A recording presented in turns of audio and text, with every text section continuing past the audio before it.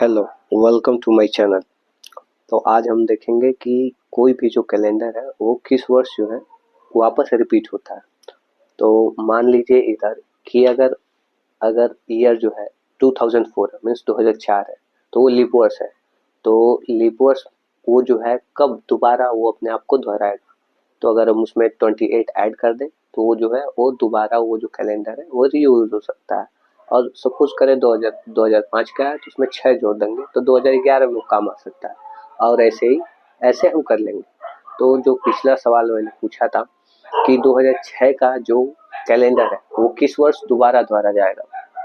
तो यहाँ पे मिस स्वाति जी का कमेंट है कि 2017 में। ये सही है।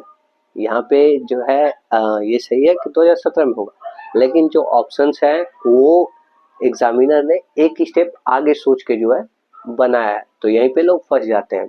तो जो जो 2017 है 2017 है 2006 का कैलेंडर 2017 में रिपीट होगा, लेकिन जो 2017 है वो जो है वो लीप ईयर प्लस एक वर्ष है। आप यहाँ पे ध्यान दीजिए। और लीप ईयर प्लस 1 वर्ष में जो है अब ये कब रिपीट होता है, 6 साल बाद होता है। तो इसमें अगर तो जो आपका नेक्स्ट क्वेश्चन है वो ये है कि 400 वर्षों में कितने लीप वर्ष होते हैं। आपको ये कमेंट बॉक्स में बताना है। ऐसा ही कमेंट करते रहें और सीखते रहें। धन्यवाद।